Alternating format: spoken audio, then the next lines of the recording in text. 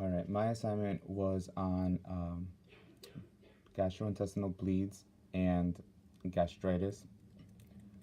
So I started off with explaining what gastritis is. It's a term that's used to describe the stomach discomfort, sometimes associated with nausea and or vomiting. And it's diagnosed using a tool called an endoscope. And it goes, as you can see, through the mouth, down. It's diagnosed by evidence of the inflammation and damage to the stomach lining seen in a biopsy specimen taken during an upper endoscopy. So there's two types of gastritis: acute, which is a sudden onset of inflammation of the gastritis mucosa, and then chronic, persistent inflammation and damage to the gastritic mucosa, which begins to cause the cells, the wall to the gastric mucosa to wear thin. So here I have a image between the acute gastritis and the chronic. You can see how it's being destroyed. The causes for the acute: irritants overwhelm the mucosa lining that normally protects the stomach. Then it includes everything from like overuse of aspirin, overconsumption of alcohol, and certain bacteria. For the acute causes, it resolves fairly quickly once the irritant is removed. However, for chronic causes, it's usually from an infection such as H. pylori. Other causes include an autoimmune disease, Crohn's disease, and gastric surgeries. And so here is just a slide with some symptoms.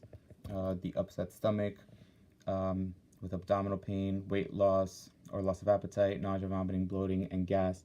And then in this image, I just have foods that cause gastritis. So you can see here like caffeine, alcohol, excessive salty foods, acidic carbonated beverages.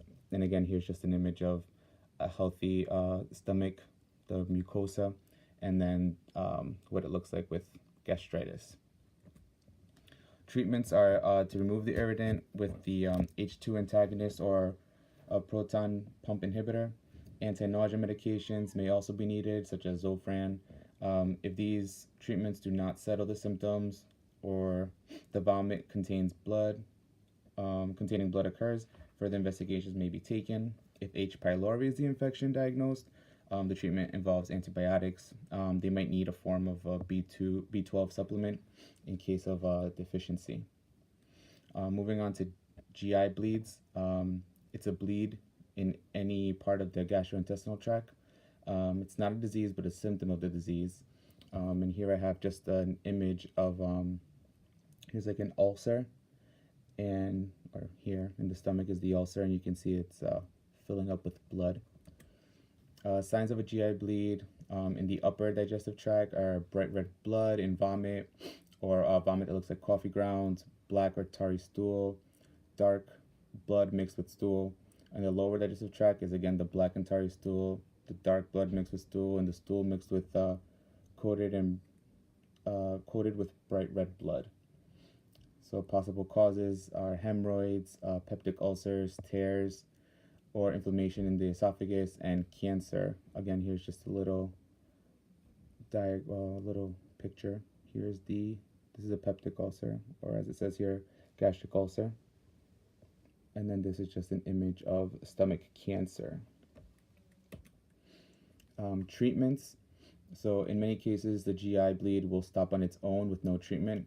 In other cases, treatment can be provided with an endoscope, most often in the form of coronary electrocoagulation of the site of the bleed.